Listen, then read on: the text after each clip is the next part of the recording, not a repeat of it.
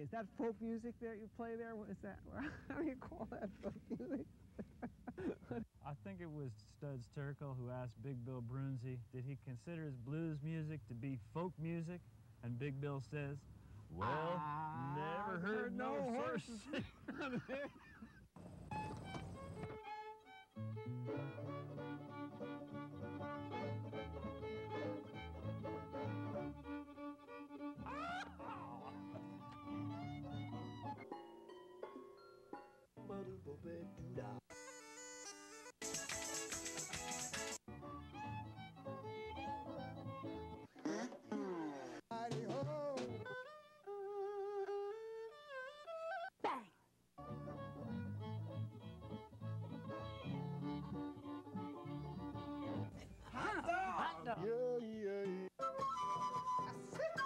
Don't hesitate. It could be your ticket to a new tomorrow.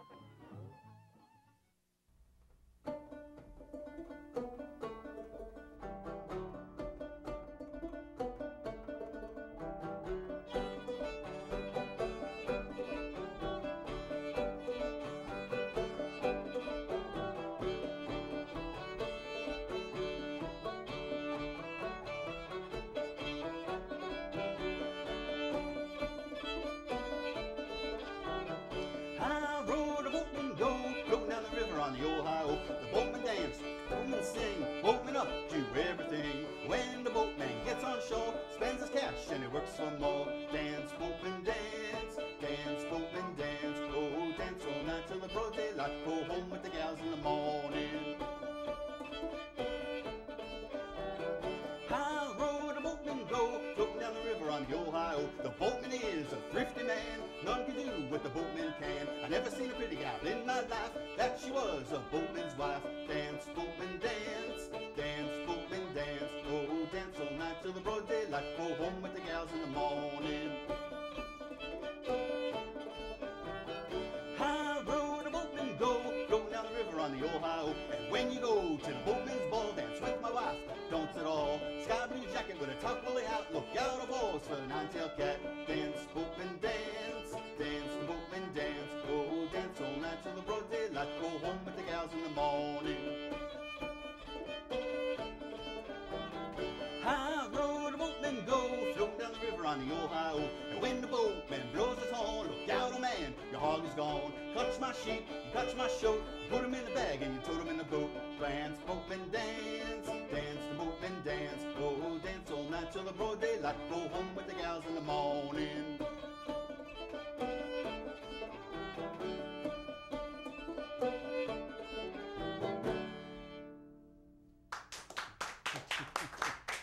All right. The show is Horses Sing None of It, and our guests tonight are Mr. Lemuel's Red Mill Serenaders. Yes, thank you. Which is Wes over here on fiddle, and later Jawbone, Yep. which I'm really looking forward to. I've never seen anybody play a Jawbone before. Okay. And Len on banjo and vocals. My pleasure, thank you. And also sitting in with us today is Derek Polzer, banjo maker to the stars. Well, at least to these guys. Well, we're very. I'm very impressed with his work. I mean, I've had a chance to play some really nice guitars over the past few years, and Derek's is right up there. The craftsmanship is really beautiful, and I can't wait for him to tell you about them. It's going to be great. So tell us about that first song you did. The Boatman Dance. Boatman Dance was written by Dan Emmett back in the mid-1800s during the antebellum period, and precursor to Dixie. So so he came up with Dixie after that one. So yeah, really good song. Great. Get your feet stomping. Definitely does. Definitely does. What else would you like to share with us? We would like to play another song for you called Gwine Over the Mountain. So we'll do that for you right now.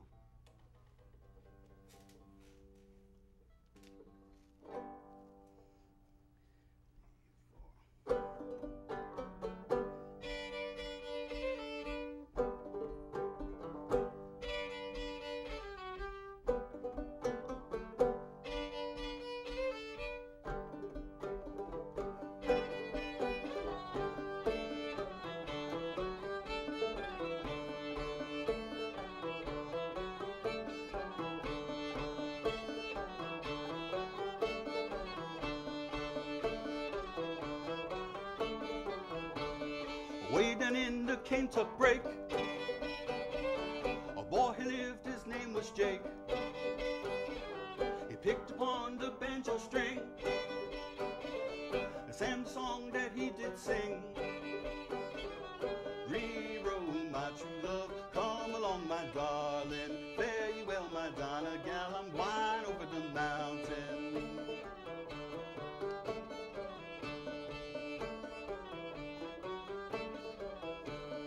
Come my love and go with me, I'm going away to Tennessee.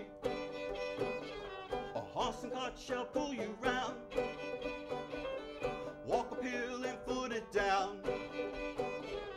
Re-roll my true love, come along my darling, fare you well my Donna gal, I'm wine over the mountain.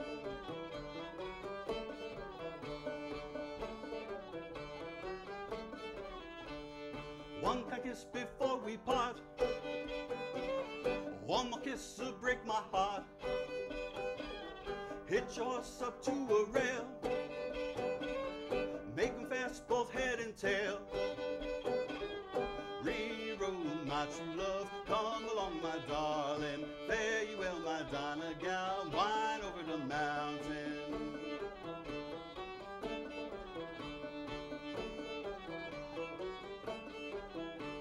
I fed my horse in a poplar trough, the old horse clutched the whooping cough.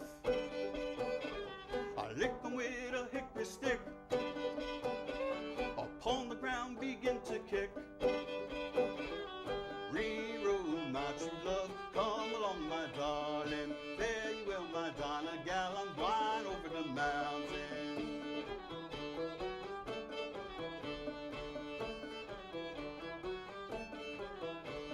I hitched him to a hickory limb, the whole could catch a hip in wind. And then I wrote the tanner a letter, I said the horse ain't getting no better. Re-roll my true love, come along my darling, fare you well my Donna gal, I'm wine over the mountain.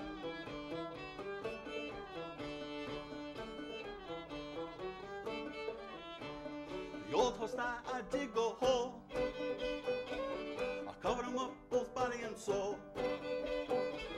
The tanner come and soon he found the horse was 2 feet under the ground. Re-roll my true love, come along my darling, fare you well my Donna gal, I'm wine over the mountain.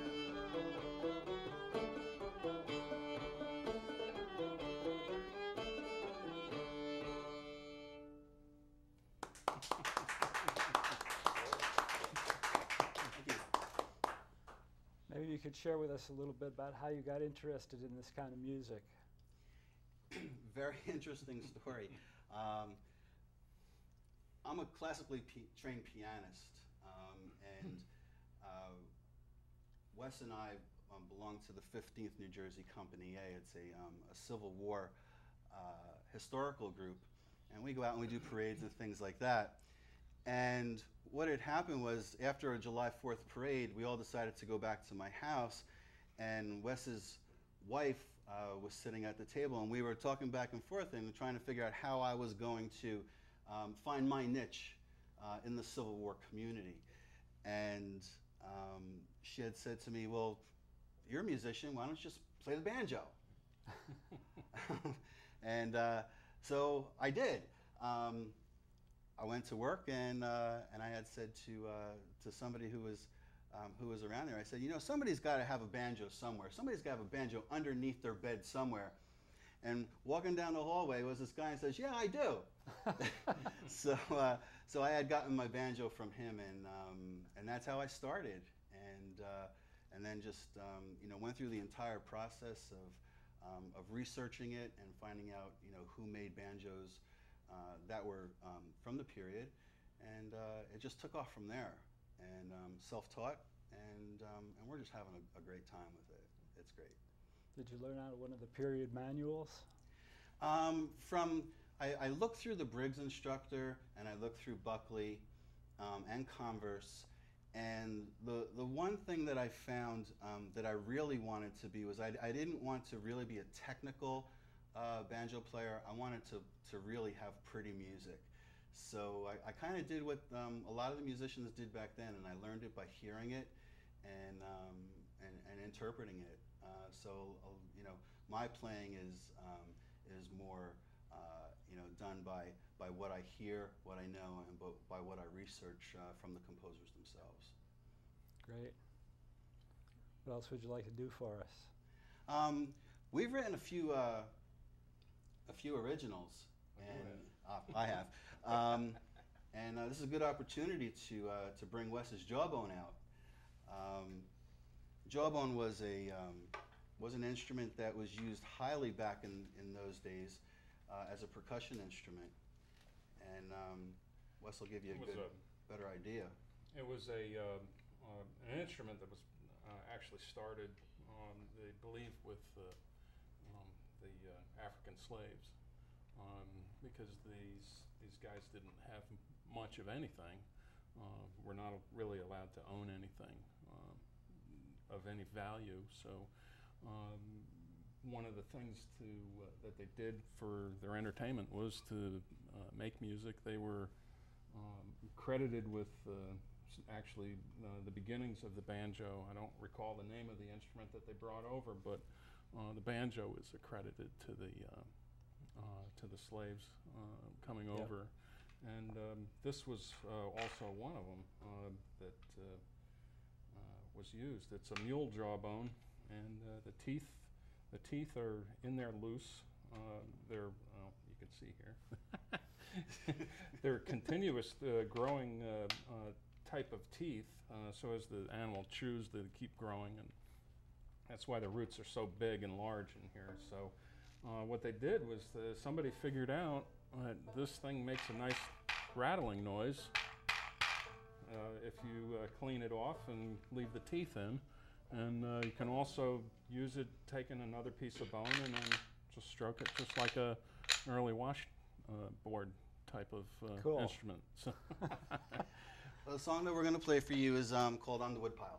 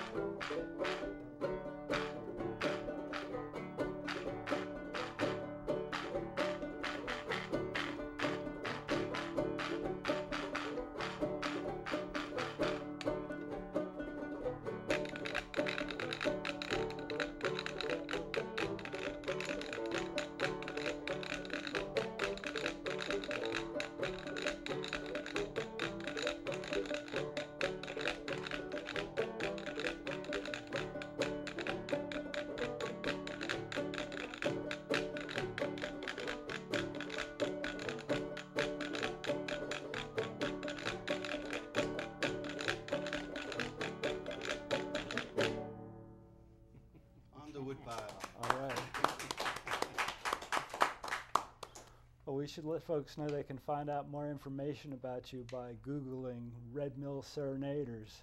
Yes. They'll take you right to the website. Yes, it will.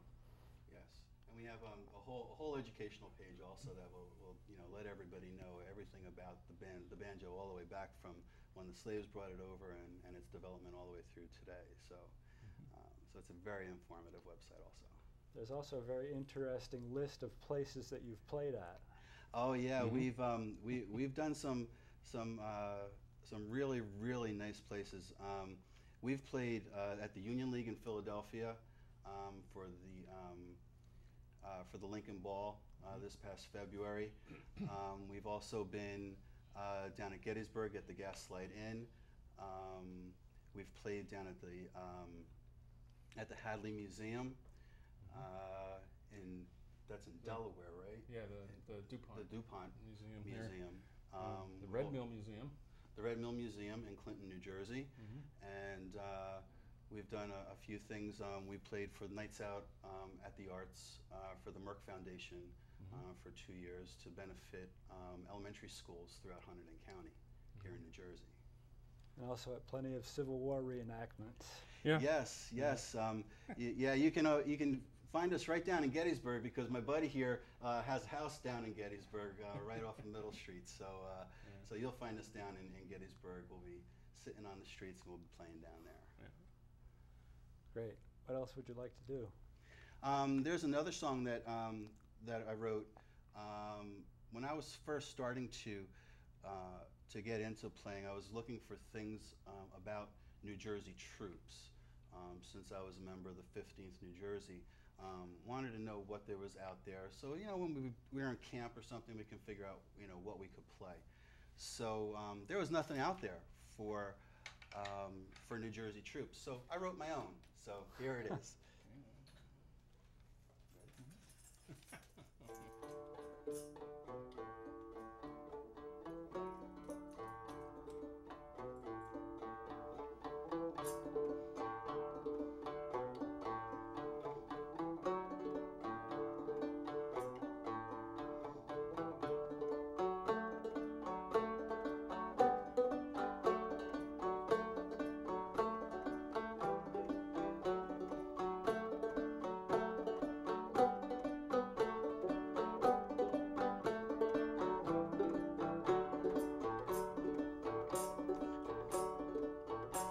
In 76 our fathers, they fought to keep us free. In 61 we're called again, come on and join with me. With old Connie by our side, we'll fight that rebel crew. Remember we are Jersey men, we are the Jersey Blues. Hurrah, hurrah, we'll fight to keep us free. Hurrah, hurrah, in the land of liberty. Hurrah, hurrah, no matter what they do. Remember we are Jersey men, we are the Jersey Blues. Now mother dear, please do not fret, I'm sure you would agree. 'Tis best to die a fightin', no other way for me. And Father Abe, we're by your side, we're loyal through and through. Remember we're your Jersey men, we are your Jersey Blues. Hurrah, hurrah, we'll fight to keep us free. Hurrah, hurrah, in the land of liberty. Hurrah, hurrah, we're loyal through and through. Remember we are Jersey men, we are the Jersey Blues. I am a Union soldier, I have no need to fear. We're the Army of Potomac, New Jersey volunteers. And off to Washington we'll march, I'll stand and fight with you. Remember we are Jersey men, we are the Jersey Blues. Hurrah, hurrah, we'll fight to keep us free. Hurrah, hurrah, in the land of liberty. Hurrah, hurrah, we're loyal through and through. Remember we are Jersey men, we are the Jersey Blues. Hurrah, hurrah, we'll fight to keep us free. Hurrah, hurrah, in the land of liberty. Hurrah, hurrah, no matter what they do. Remember we are Jersey men, we are the Jersey Blues.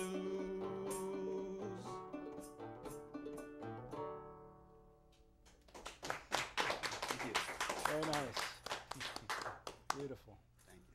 Would now be a good juncture to have Derek give his talk about the... Oh, definitely. I think that I've given you a good idea of how it sounded. Now let's see how they're built. The floor is yours, Derek. Oh my. Well, let's see. I first came interested in these banjos a number of years ago. My oldest son, Cal, wanted to join a Civil War reenactment unit.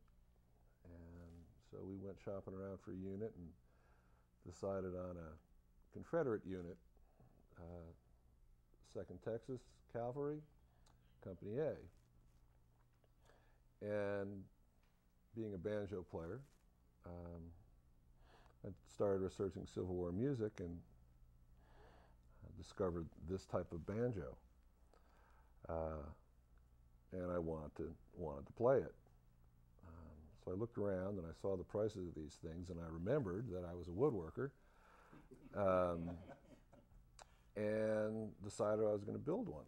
So I went out in the shop, and after some trial and error, I came up with this instrument. This is the first one I ever built. It is has a 13-inch diameter rim, which is standard for that time, anywhere from 13 to 14 inch. It's a tack head, meaning the calfskin. Vegans beware. The calfskin is stretched over and tacked down with upholstery tacks. So this one I built pretty much from just the seat of my pants. I had pictures and that was about it. I took the measurements off of, I should say I took the measurements for the neck off my banjo I normally, would regularly play. Interestingly, the wood for this banjo came from an old futon bed. It's all maple. Like I say, I wouldn't say it's necessarily historically accurate, but I was very pleased with it.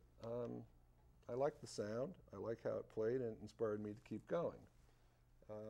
Next, I built a couple others, and then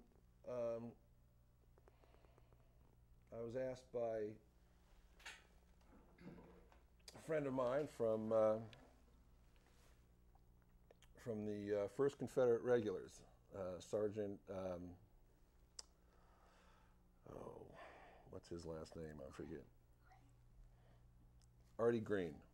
He asked me to build one. He doesn't play yet, but he asked me to build one. He was very specific about what he wanted. He wanted something kind of on the short side, smaller head, and easier to carry. So I recently finished this for him. Again. Oops. So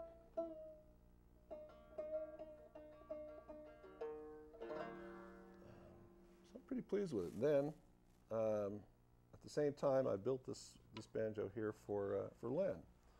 It's a 12-inch rim. It's a tack head. Has the traditional double OG here for the 5th string, and it has the fiddlehead headstock. This is probably a bit closer to being a bit more historically accurate, but that's kind of an interesting concept, historically accurate. Most of these banjos that I've discovered were just made by independent artisans, pretty much working the same way I did. There were a couple professional builders. One was William Boucher from Baltimore. He was building in the 1840s. There's been a lot of players, and there's been a lot of controversy. Probably the best known of the minstrel musicians was Joel Sweeney.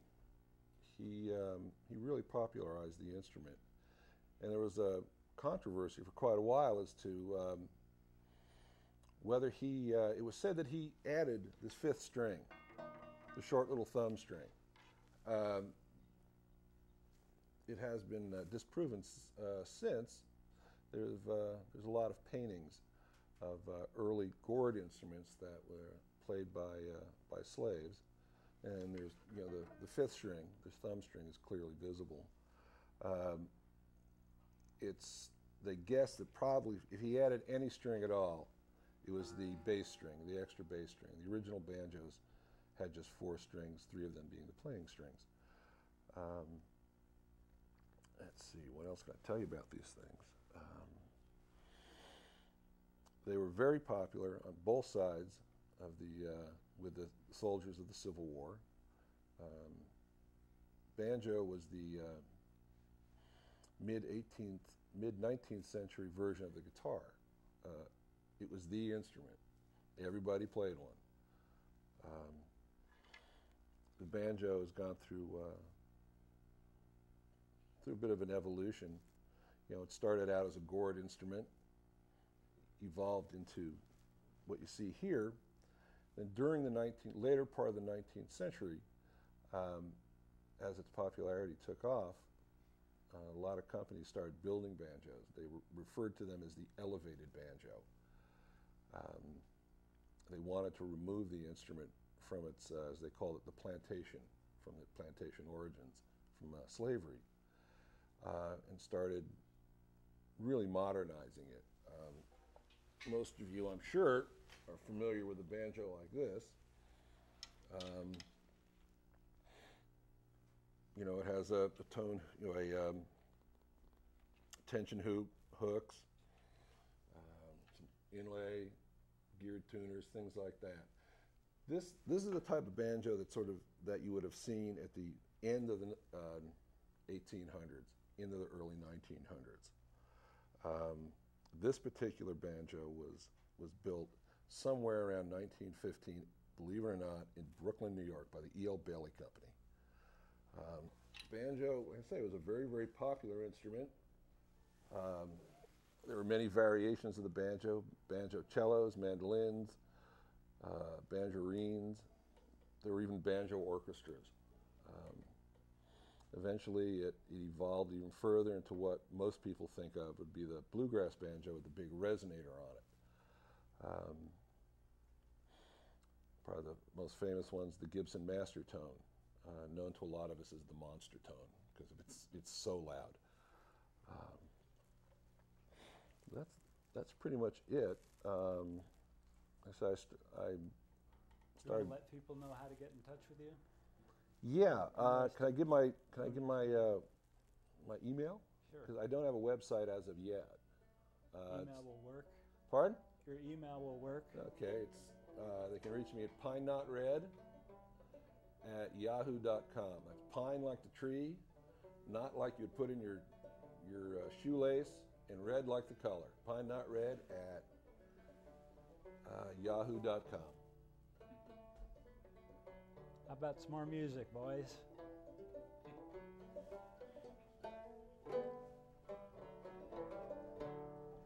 Go for it, Wes. What are we playing? Soldier's Joy. Please do.